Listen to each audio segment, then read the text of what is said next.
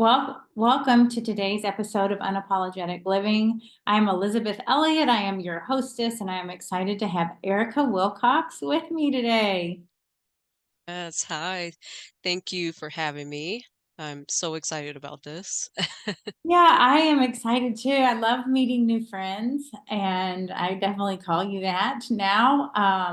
I got to meet you through Robin, and I think the universe is so amazing at connecting people. So I'm super excited to have you here. I know that you are an intuitive and spiritual healer, and that sounds Mhm. vague, but I know that if I hear those two words together, we share, we live in this similar wheelhouse. And so I would love for you to talk a little bit about your journey to becoming a spiritual and intuitive healer. And what is that, because I know we all bring our own little gift. Definitely. Well, it's interesting because I feel like I have been on this path since I was a kid, and I just didn't understand how to really uh, work with it physically. Um, honestly, it all started with my mom. She would always get home from work and she would say, "I need you to massage my feet or massage my back," which honestly I believe is the perfect reason to have kids. But she would definitely have me massage her feet. And there was a time where, she kept complaining about her back hurting. And as a kid, I thought it was interesting that I knew what to do. And so I said, just let me see something first. And I pressed something on her foot and her back pain went away. And so from then on, I was just like, okay, I feel like I have something, and I need to figure out how to work with that, what I need to do with it. And so fast forward, I moved to Louisville and I decided to go to massage school.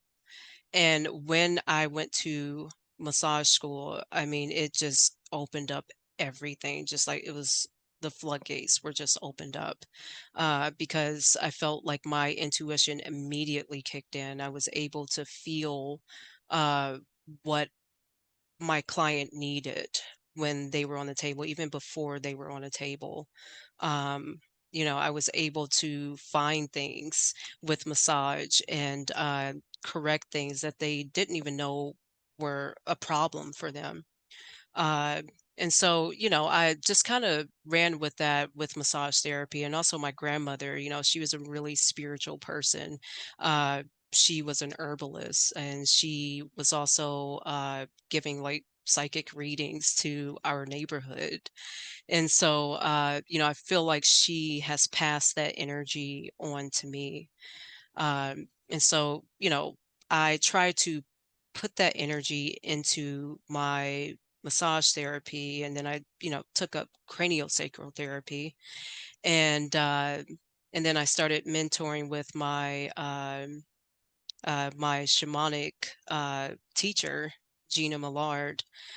She's helped me a lot, and so now I offer shamanic healing along with psychic art readings. So I do a lot. But yeah, definitely all of that to me is under that umbrella word of intuitive healer.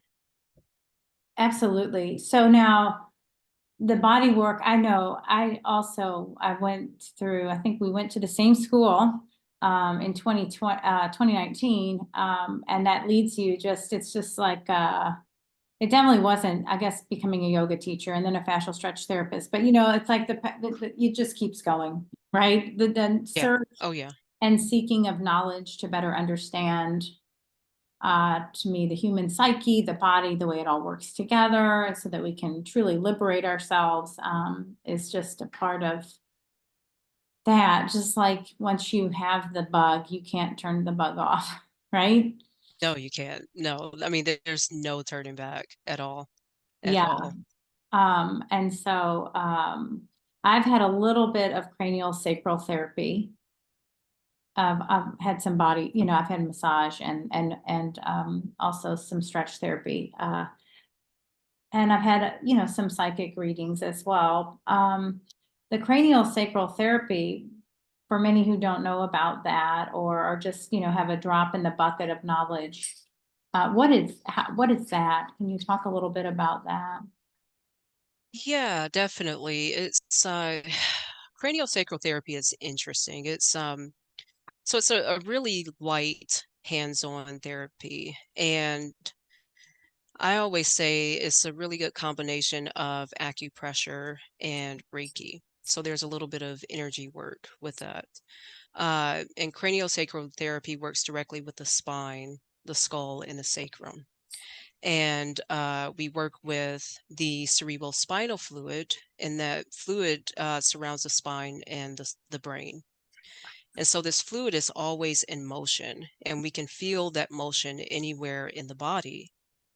And what we look for, when we place our hands on the body, we're looking for any stagnation in those specific parts of the body. And that stagnation is going to let me know that this is where I need to stay. This is where I need to be working right now because there's uh, some kind of dysfunction going on here in the body. Uh, so, for example, I had a client come in with low back pain. And when I went to their low back, instead of feeling that moving flow of the cerebral spinal fluid, it was just completely stagnant. And so I knew I had to work there. And the interesting thing about craniosacral therapy, aside from all of the great physical benefits, I have people come in with headaches, TMJ, migraines, respiratory problems, digestive problems, spinal injuries. It helps a lot with physical ailments, but it is really, really, really good for mental and emotional stress. And I'm a firm believer that our mental and emotional stress creates a lot of our physical pain. And so I do use the way I use craniosacral therapy along with releasing, any physical ailments. I do work to release that mental and emotional stress as well. Yeah, so that, yeah, what I noticed and recall, was a deep state of relaxation, after cranial, Yeah. sacral therapy, the times I've experienced it. And, I'm trying to think about pain, but it does make me, uh, curious about I myself, and I don't know that I had ever mentioned this to the therapist I worked with, have scoliosis and a spinal fusion. I don't know if you've seen anybody with, that and how that, shows up. And like if there is stuck energy, you're working on the back to essentially get the cerebral spinal fluid moving up the spine. Is that the idea? Yeah, Or- yeah, in a way. And it's so that fluid goes back and forth, just kind of side to side. Okay. And there are parts in the body, like if there's an ailment in the chest area, just in Mhm. that area, you will feel just like stagnant. That It's that just fluid not is just moving. not really right. Okay. And so my job is to try to reset that area to get it moving with the rest of the cerebral spinal fluid. And also doing that releases the uh, tension in the muscle tissues, and tissues around the nerve endings and around the spine, and this is the reason why it helps with so many things. But yeah, with scoliosis, it's interesting because I have clients that will come in with scoliosis, and uh, a lot of those clients are experiencing like high anxiety, and I think it comes from the spine being curved in every or other directions and even twisted a bit. Um, I think it comes from just these nerve endings are basically they don't have a way to, or how can I explain this? This energy cannot find its way to the spine. It almost feels like it's blocked off, if that makes sense. And Mhm. so when this energy is blocked off, it can't really get to its destination. It creates all of this unsettled energy in the body.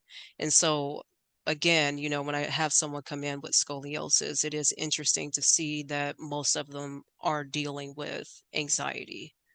And so it's really, really interesting. And also, depending on where that scoliosis sets in the spine, it depends on what conditions they will be dealing with. Yeah, it's interesting you say that, in a previous, episode, a gal was talking, she goes, "It's whatever's twisting them up," right? And it shows up physically, as you say. I completely agree with you. So many, physical ailments, when you dig a little bit deeper, have far more to do with our mental and emotional state of well-being. Definitely. And they just, maybe are, I don't know if they're always suppressed or just kind of shoved or swept under a rug. So and it eventually manifests in our physical body. That's like the one that, it's like when you can't walk anymore, right? Or you can't move as well. That's when you have to like actually face it. It's like you can either keep going literally or not literally, Definitely. right? And it's time to like take a Definitely. look. Yeah. I mean, there's a client that I had sh the sessions with her was really interesting. She came in with low back pain, and she told me she fell down the stairs maybe years ago, and she hurt her tailbone. And just she said whatever she was doing, just it wasn't helping. Whatever she was doing physically, she did everything by the book, the stretching, acupuncture, massage, all the things. And she said it just wasn't releasing for her. And so I asked her, I said, let's go back to when this happened. I said, how did you feel in that moment when this happened? What were you going through emotionally when this happened? And she said, "Oh my God, actually, when I fell down the stairs, I was actually in an argument with my partner. And I remember experiencing all this anger and all this hurt and upset." And she said, whenever she experienced those emotions, in the present time, her low back pain would come back, or vice versa. She felt the pain and then she remembered, this experience. And so because, we worked in partnership with that, and she worked to release those emotions while I was doing craniosacral therapy, her low back was able to release for her finally. So yeah, definitely agree with you with a lot of it being mental, emotional stress. Yeah, that reminds me of a client I have who was a track runner in college, and he Mm, tore his hamstring. And, it's like, I mean, not necessarily the same thing. I don't know, but it's like any emotions that were coming up at that time, right? You're supposed to be mhm, winning. What kind of pressure have mhm, parents and teammates have on you? Like, what else is going on? Because, he can feel his body all the time now, no matter what, even if he wants to just take a race with his kids, or, this is more, I guess, he can feel all that fear come right back up, right? That he's going to mhm. just, Yeah, all these things come just to take a little race, hey, with this kiddo, right? Hey, dad, race me. yeah, And it's funny that it's hard to believe, I think, for many, that the body and the mind and our emotional state are so deeply connected, uh, mm, deeply connected. mhm, definitely. Yeah, and it's I do have, I mean, my clients, they'll come in, and a lot of people I feel need to be reminded of that. I think mentally there's that disconnection for a lot of us. And because of that, I think we do go on to, having these dysfunctions or experiencing these illnesses, so I do look at what I do as self-empowering. I want when my clients come to see me, I want to tell them these things so that they can understand that, hey, you can actually heal yourself. You can heal yourself by being awakened to these stressors that you have in your life and dealing with the emotional upset, dealing with the past trauma that you've experienced. Yeah, I've read in your, I think it's on one of your Instagrams, I think you use the word alchemy, and I think about, right? You do, right? Oh yeah, Alchemizing this, definitely. right? That individuals Definitely. can truly alchemize and transmute some of the stuff that's no longer serving them. Yes, definitely. Yeah, and that's yeah, alchemy is definitely a passion of mine, just because of that. We take our experiences, and the traumatic experiences that we've had, and we try to, um like you said, transform it into this gold. Yeah. How can we transform this? How can we learn from it? How can we grow from it, mentally, emotionally, spiritually? Mhm. Yeah. So then is this, so I know you say intuitive healer, you're intuitively working with the body. Um, and then you do these psychic art readings. Is that, Yes.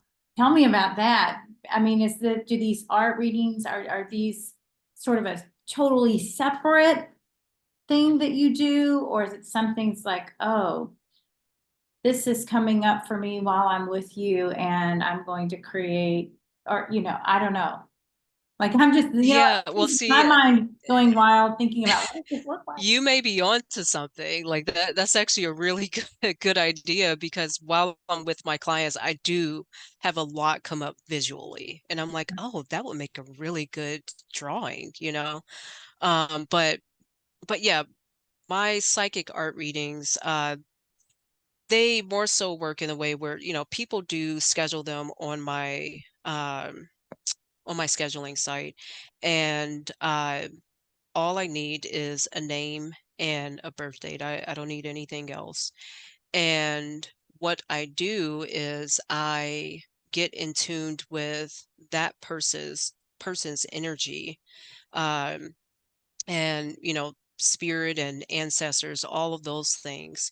And I listen for information about this person. uh you know I listen for messages they may need to receive, and based on that information that I receive, I create this like gorgeous art piece for them.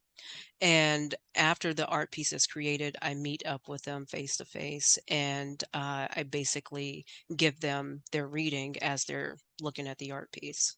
Oh, And wow. it's a really cool process, and it's really powerful. Again, like I said, just I feel like who I am.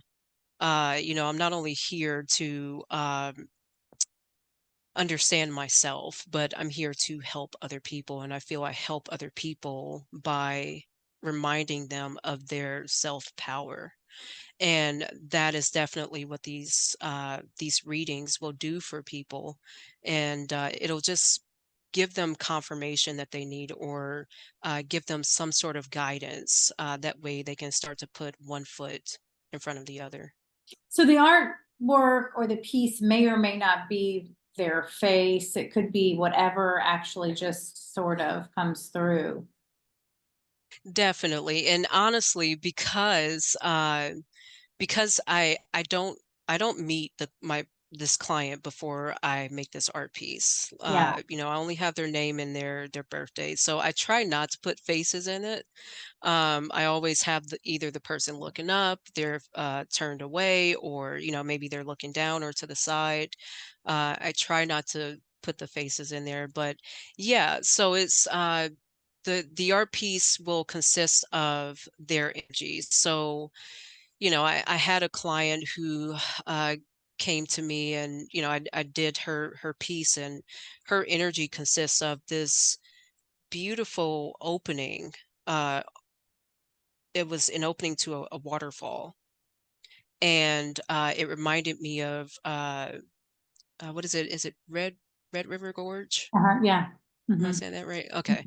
So it reminded me of that. It was an opening over a cliff, but then there was this waterfall, and then off in the background it had these like rolling hills or these mountains. And the waterfall represented my client and everything that she's done in her life. But right there in the middle of the stream that was becoming the waterfall was a stone. And it was to me, it looked like a small stone, but to her, it was a really tall one that she couldn't overcome. And I wanted to remind her that this stone is actually a stepping stone. This is not something that's blocking her, and that it's actually disrupting the flow into this waterfall, and that she needs to let herself flow over.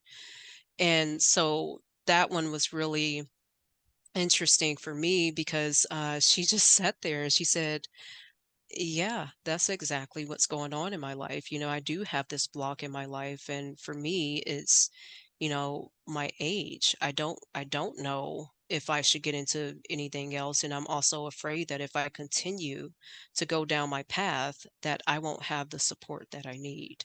So she's like, "Yes, absolutely. I do feel like I have a block in my path." Mm. So it's yeah, really, really interesting stuff. And she did tell me that this drawing, this reading is giving her the energy and the courage that she needs to move on. And just, confirmation and understanding that she is actually not alone. Right. So now the art, I mean, I saw some of your artwork. It's amazing. Now the art, that just didn't, I mean, obviously it's a gift. Is that something that you have been working on for a long time? Did you study art, or is that just something that you just, I know we all have Yeah, our gifts, but is it something you fine tune? Obviously, I mean, because what I saw was really spectacular. thank you. Thank you. It's you know, I did not go to school for. I'm actually self-taught. I started drawing, I want to say when I was a senior in high school, so back in uh 2008. God, seems like a long time ago. But yeah, when I was a senior in high school, back in 2008, that's when I started drawing. And I didn't really take it seriously. I didn't really start to take it seriously until I met Bob Lockhart, who's a wonderful artist here in Louisville. He became my mentor, and he's just like, "Hey, you really got something here."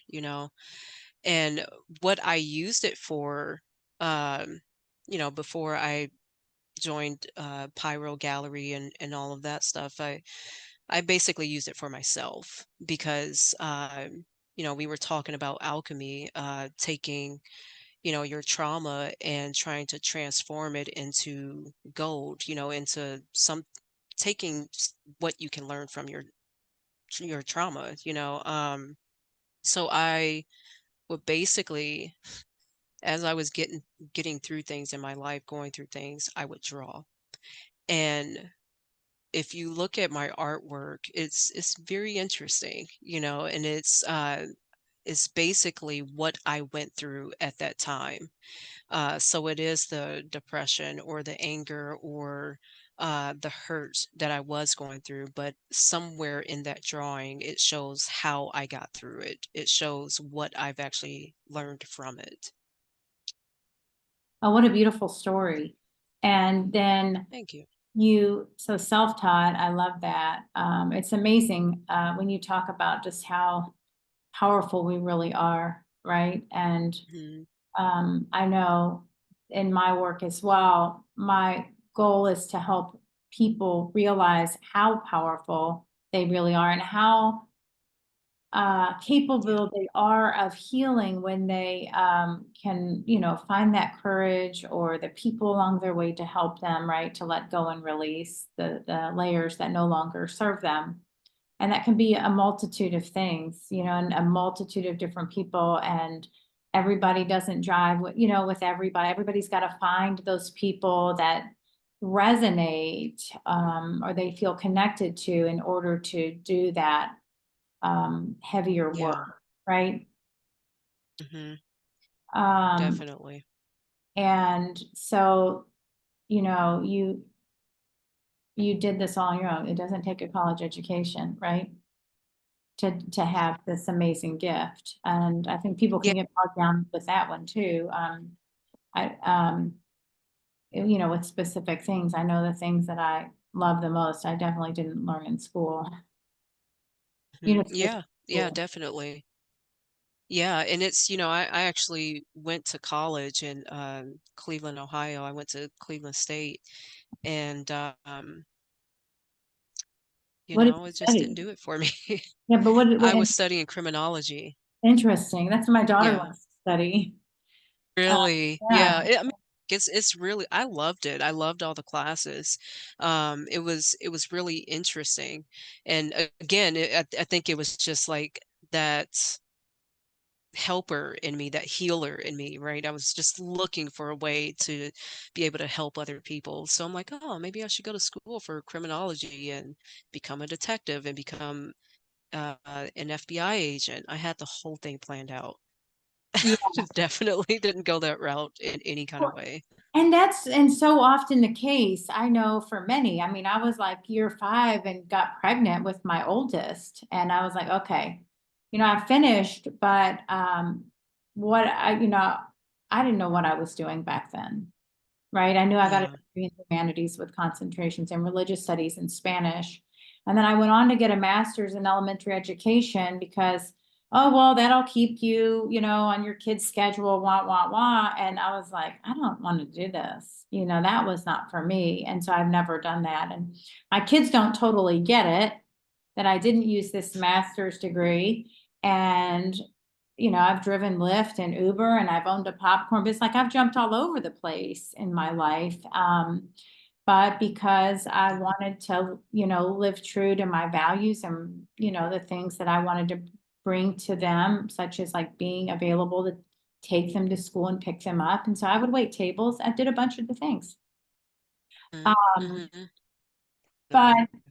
when did it occur to you that you could use this art in this intuitive way? Like, where did that?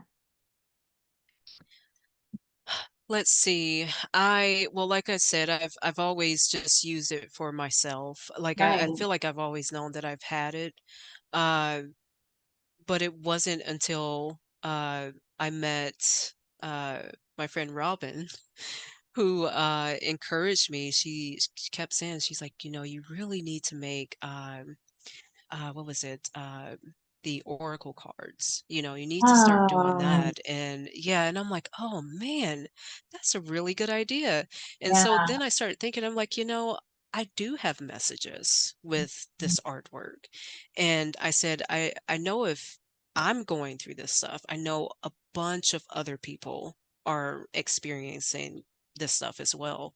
And maybe these are messages that can help them through, and I mean, I remember being a teenager and just uh, like I look back and I wish that I had the messages that I have now and the artwork to look at or where to find it, and so I'm thinking now like maybe I can help that lost teenager or the adult that's trying to find their way. So, yeah, I mean, it was from the help of Robin and then also from the help of my art mentor, Bob. Oh, nice. And now, Yeah. yeah, so that's really fascinating. So tell me what else that really inspires you and has inspired you along this path because I know they're a journey. Yeah. Yeah. And you're wanting to know what inspired me along Yeah, my just, art along the way, path? the art, the cranial, the massage. I know, it's like you said you were in criminology for a minute. Like when was the like, Yeah. this isn't working? Like, do you know what I mean? Ugh. And oh, I'm gonna Yeah. go to massage school. Um, Uh, that's a, it's a big shift. Other than the fact that you know that when you were a little girl, you massaged your mom's feet in one spot. That sounds like reflexology, right? On her foot, helped her back pain go away. But when was like ding, ding, ding, ding, ding? When did the light bulb go off that, okay, something's got to change, well, isn't it? Were there other things uh, along the way and in between? you know, I honestly, I mean, I wish I could say that, I had this dream and some being told me go to massage school, but it didn't, it didn't end up that way. I've always known that something was off. Yeah. You know, no matter where I worked, I was unhappy. Mhm. And I was heavily aware of that. And I feel like a lot of us in our society are unhappy at what we do currently because I don't think it's a lot of I don't think it's a passion for a lot of people. But I think that we are able to ignore those things. We do that really well. But I tried and I can't do it. So like I said, I've always known that something was off. I was always unhappy no matter where I worked. And I said, well, I'm not going to stop until I find what I'm passionate about. And that is when I believe may have saw something on Facebook about the massage school that I went to. And I was like, well, I always said I wanted to help people. Maybe I should just try it. So I took one class and we were practicing massage on each other. And I'm like, whoa, this is it. Like, that is when my intuition just completely awakened. I was able, like I said, to feel things in, uh, my, uh, classmate's body. I was able to see things and then for them to confirm it. How did you know that? How did you know I was feeling this? How did you know that was going on? So I was like, okay, maybe this is it. I think I'm on the right path here. And as I continued to go on that path, that is when again things just kept shifting and growing for me. So I'm like, okay, I think this is it. So it took some sort of almost trial and error. You had to sort give it a chance to see. And then Definitely. it sounds like, yeah, I agree with you. I drive Lyft and Uber, and I can't tell you how many people are working for a paycheck. I love driving Yeah. Lyft and Uber because I get to meet all kinds of people and talk about all kinds of things. And, my mom, why are you doing this? Well, because I like it. It's not the only thing Ah. I do, but I fill in with it, and it is so incredibly fulfilling. These Mhm. conversations, some of them are long, some of them are deep in 5 minutes, and some of them are short. But I get to Ah. meet people that I might otherwise never meet. Mhm. Yeah, And and I mean, think about how many people you may have helped just because you've listened, like, I'm gonna drive for Uber, and think about all those little conversations that you've had with people and how it may have helped them yeah, or somewhere they help else in me. in I their mean, lives. I learned from Yeah. them too. That's the cool thing. Like, today I met a lobbyist. There's been a big conference for legislators in town.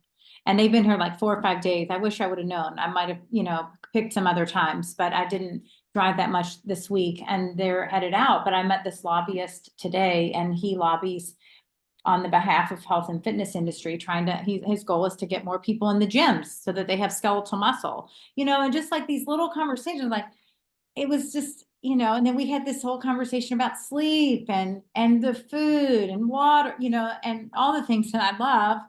And so that was just really fascinating. And if I hear from him, because he has my card, he said he'd be a guest on my show, and so it's just cool because he's got Yeah. all this great information too that I can't wait, to share with my audience. But um, sometimes it takes, just this willingness, but, knowing that, and I think that's why I named my podcast, Did I Know It Is, unapologetic Yeah. thing, right? I'm going to live Yes. Yeah. in accordance with my truth, my passion, even if it's hard and it's going against the mainstream anyway. Hmm. Definitely. Yeah, and it's that is a lot of what I sometimes I used to think about that all the time. Like, am I doing this wrong? Do I need to just stop and get a corporate job? And I know the answer to that. I know it's no, but yeah, it's I've learned that I don't need any validation to do what I'm doing, you know. Uh if I like what I'm doing, if I feel passionate about what I'm doing, like that's all the confirmation that's needed. Mhm. That's it. Like end of Yeah. story. There's nothing else. Yeah, I agree. And it's, people don't always understand it and they don't have to, right? And it may, I know in body work for me, it could be feast or famine some weeks. Yeah. And, Oh yeah. you got to keep going. I'm like, it's like you said, like, oh, should I go do this or go do that? No, I mean, Right. first of all, my soul would feel like it's suffocating. Mm, definitely. Definitely. Yeah. And And I can't it's function like that. no, no. And that's what I've learned. Like it's such an awful feeling, not only are you being stagnant, but yeah, it does feel like you're suffocating yourself. So, it feels like you're slowly wilting away from the stagnation and also wilting away because your soul doesn't feel alive, you Yeah. know? Um, and so yeah, there are sometimes where things get tough, but one thing I can say is that I'm happy with what I'm doing. I wouldn't want to be anywhere else. I was just talking to a client about this and how they were saying that they like the money isn't worth it. The money isn't worth that happiness that you give up. And it's really not at all. Yeah, no, I agree. And it takes some time to see that or experience Mm, that or come to know that it isn't. yeah. And yeah, and I mean also like I don't want to say all of that to, just kind of um talk down on people who do have corporate jobs and like I guess it all comes down to priority too and where we are where we want to be, so it's I do have an understanding for people who feel that's where they need to be, absolutely need to be. So I guess what I should say is that I am happy that I am in a place where I can pay attention to my happiness and my spiritual needs. Yeah, absolutely. And then and then I think too, as what you are doing though, is helping people recover that part of themselves that, is there Definitely. innately in all of us. But yes, absolutely. Everybody has their role here and no judgment in any way, right? But I, I've had passengers who are going to med school simply for their parents. Yeah. I was like, well, why Yeah. can't you quit? Right? This was a young Yeah. Asian fellow. He's like, you don't Hmm. understand. I can't quit. Yeah. My dad would be devastated. Hmm. And it just makes me think Yeah. this poor guy, like my heart hurts for him in particular because he doesn't want to do it. And I'm thinking, well, I don't want you working on me either. Like I don't want somebody in a hospital, Yeah. right? Who's not in it, that like the heart's not in it. Like my son left a career while he was going in a direction this past year. And this intuitive a year ago told me he's going to leave that and he's going to move home. I was like, no way. There's no way. Hmm. And she was Yeah. right. Hmm. And this was, he just said, Wow. I said, well, what'd you tell the guy? He goes, because he got hired and he had a job and everything. And he just said, you know, I just told him I cannot give you my A game right now. And that's, if I'm doing something, I want to be able to, my heart all in it. And both feet aren't in right now. And so he Good took for a him. Yeah, huge that mistake. takes a lot of courage. Yeah. Yeah. And he may go back to it, but he's like, right now in this moment, my heart is not in this. And, Hmm. and, um, it was, it was huge because this is, Hmm. it's been his lifelong dream. But then you also realize, oh, the dream may not be the dream. Right. Right. You know what I mean? Like he had Yeah. coached Division I basketball his whole life. And at this moment, he realized like this may no longer be the dream that I thought it was, right? Because when we're children, we look up at something and we potentially think, oh my gosh, that's what I want to do. And then you reach that goal. And then there's still like something a little missing, something's off. Like you Yeah, said, I mean, something and fell off.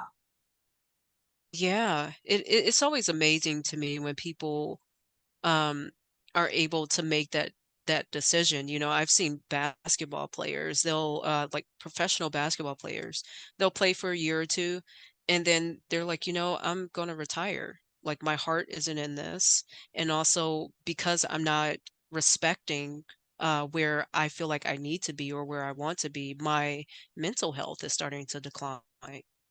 And so I always think it's amazing when people are able to look at that and they have this like incredible path in front of them, a very lucrative one, right? And Yeah. they're able to say, "No, this isn't for me." That always amazes me, and it takes a lot of courage and self-power Mhm. to be able to do that. And not only are you, trying to let yourself know that, hey, it's okay that I don't go this route, but you're also, you have to tune out the world because there are a lot of people that will say, wow, that was incredibly dumb, but it's not at all. Yeah, yeah, Yeah. that having the courage to listen to your heart. And sometimes you find it just listening to heart, the lucrative opportunities or bigger, better opportunities open up for you when you have the faith. And I don't know, does faith play a big role for you? You spiritual, would you say that you believe in a higher power or a consciousness or God or Yeah, I mean, I think to do the work that I do, the spiritual work, and doing like shamanic healing, I think it requires, or I don't want to say require, but I do believe in those things. Like I feel like I have to in order to be able to do the work that I do. But it's very different than how I was taught. Like I was brought up Baptist, Mhm. and I am no longer Baptist. But instead, I look at everything as a form of God, everything with God-like energy. To me, it is not just one thing or one energy that controls all these little things. To me, it is all of us together that creates this energy. Yeah. So you were raised Baptist. Yeah, I was raised Methodist, and I share a very similar belief to you. It's that it's all God energy, Yeah. and that we all have access to this energy, all the time. Oh, So, yeah. so then the shamanic healing, that's different, right? Completely different than, let's say, the intuitive or the psychic readings and the art. Or again, do you blend that, or is that the part where you feel just that intuition with your body work? I think it's I want to say I probably use it a different way with my intuitive or my psychic art readings and with massage and craniosacral. Like I do use that shamanic healing Mhm. with all of those things, but it's just used differently. But with the shamanic healing session specifically, um, I basically work to either retrieve or restore and balance someone's energy or spirit. And I do that uh, with the partnership of the energy around them and the spirit around them. And,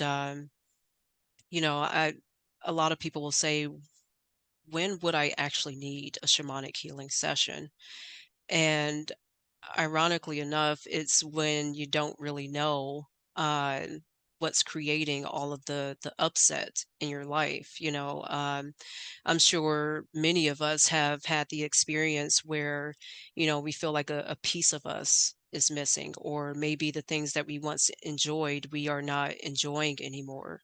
Or maybe we're so depressed and so angry, and we have no clue where it's coming from, like what's causing that. And that is where I come in with the shamanic healing.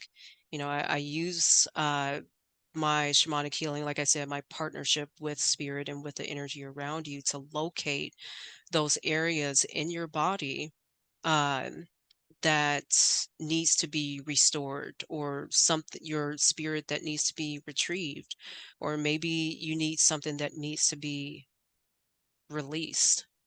And so, understanding where that is in your body will help me communicate those messages to you. So that way you can in turn apply that to your life and, again, understand how to put one foot in front of the other. Um, so it's a really interesting therapy, honestly. Every time I have people come in, they're like, I don't know what this is. And I really don't know what's going on with me, but I feel like I need this. I feel like my body, my soul needs a reset. And so it's some really, really interesting stuff. So now is that a hands-on therapy or It's more? so when I have my shamanic healing sessions, I do pair it with craniosacral therapy because I think it helps me release things from the body. So putting those two together is really powerful. And so the way I do it, yes, it is hands-on, but other shamanic practitioners, I don't think they really are hands-on with their sessions. And also with my sessions, I do use drums, rattles, and singing bowls. Okay, I was gonna ask that because that's what comes up for me. I'm thinking, okay, is she using Yeah, drums? And then do you, definitely. at that same time and during that same type of session, do you also get messages and receive messages that you share with the client? I do, yes. And like I said, I work in partnership with their energy and with spirit, and so yeah, I do have those messages that will just come flooding in, and messages that will either help them understand what they're going through right now, or messages that will help them move past wherever they are. And, just like my cranial sacral sessions and my art sessions, it is really interesting because after each session, my client will say, how did you know that? How did you know that this is what I was going through? How did you know that I needed that message? So yeah, I mean, I love the work that I do. It's, yeah, the fact that I can do this for a living is just, to me, is pretty amazing. Yeah, that's what I love. I think it's great that you are living your passion and what absolutely inspires you, all while helping and serving others, right? I mean, I think that's why we're here. A huge reason we're here is to serve others and help others, and then, collectively, right, we heal. Definitely, definitely. Yeah, it's, I do think that's why we're here. I mean, first and foremost, I think, we're here for ourselves. I do think that's a way that we can help other people too, is to work on ourselves. Yeah. But, working on ourselves helps us understand the things that we've gone through. And when we see other people going through what we're going through right now, or what we've went through, we can help them. And so it Absolutely. is a, yeah, definitely very powerful thing. Yeah, I wrote a book last year and published. It's called The Self-Love Leap. And it's so much is about, right, this, we've got to put our oxygen mask on first, right? So Mm, that we can actually show up for the others, right? If we aren't oxygenated exactly. and fed and nourished, then we can't really show up as our best selves in order to do that. Definitely. I mean, I used to work myself a lot with my business, and I would always say, but people need this work. People need it. But I soon found out, if I'm not here, I can't help them, So I've definitely just looked at ways and how to set boundaries and how to start putting myself first so that I can help other people. Yeah, I definitely agree with you. Yeah, and yeah, you have to sort of and then some of these more recent podcasts, I mean, it's like create your own. Well, one woman calls it self-husbanding, but like really create your own container for, right? This will Mm, be a boundary, right? In whatever situation you're in, whether it's work, yeah, whether it's a phone call with someone, this is my container, I've got 20 minutes, or, really being able to hold these containers for ourselves, mm, right? So that we are taking care of ourselves. And then as we're doing that, really, it just ripple effect outwards. definitely. It definitely is. And it's I've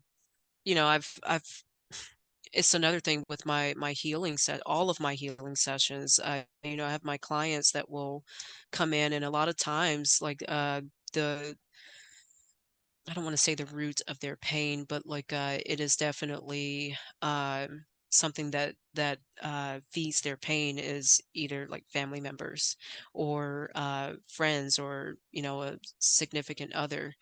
And they're always like, but I don't know how to do these things for myself. And I said, boundaries, and a lot of people, I think, are afraid to set boundaries because they're afraid of people leaving or people being upset. And my advice to that is, if that person gets upset, if they leave because you've set a healthy boundary, right? A respectful, healthy boundary, then maybe that person shouldn't be there.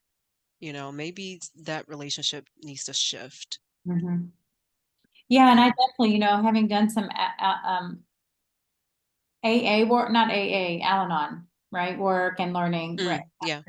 That's like a huge Hmm. message when you go there, having lived in a relationship with an alcoholic, and, being a probably chronic people pleaser. I Hmm. still work with some of that and have to navigate my tendency to people please, and put my kids first, or, and at times you realize it's to your detriment, right? Which in the long run, right, you end up building resentment, all these things come up, right? You're trying to help people that don't want help, whatever it is, right? Or do Yeah. and please them. And I'm repeatedly told by you can't please everybody, my significant other right now. He's like, you can't please everybody. You are always trying to please everybody. And, it's like, I still have to check myself on that.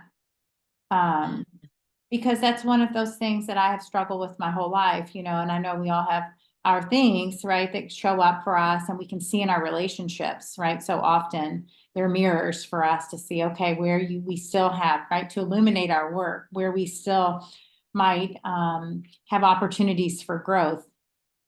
And that's definitely.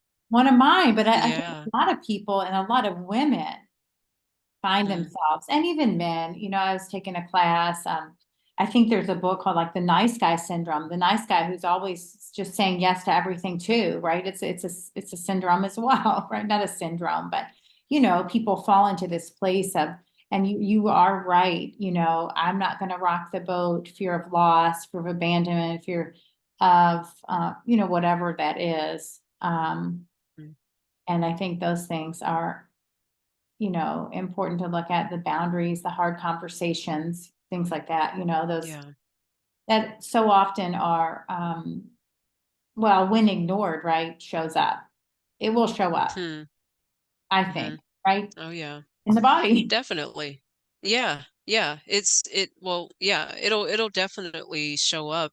There's this meme that I saw on Instagram. It said, if you do not deal with your childhood traumas, your romantic relationships will. And I was like, whoa, that's intense. And it's very, very true. Like it'll definitely point things out to you.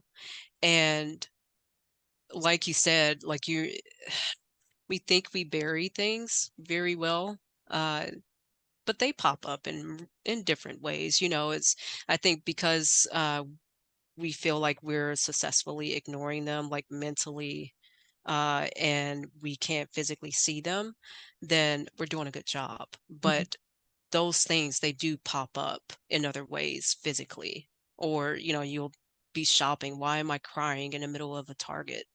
You Yeah. know, why are these tears just randomly pouring out? There's things going on, and like the book, the body keeps the score, Oh, yeah, what a so great book. Yeah, and more recently I got oh yeah. I didn't go more Mate's book at Mate. I don't know how you say his last name. Do you know him? It's Mm. called oh, it's right here. It's When the Body Says No.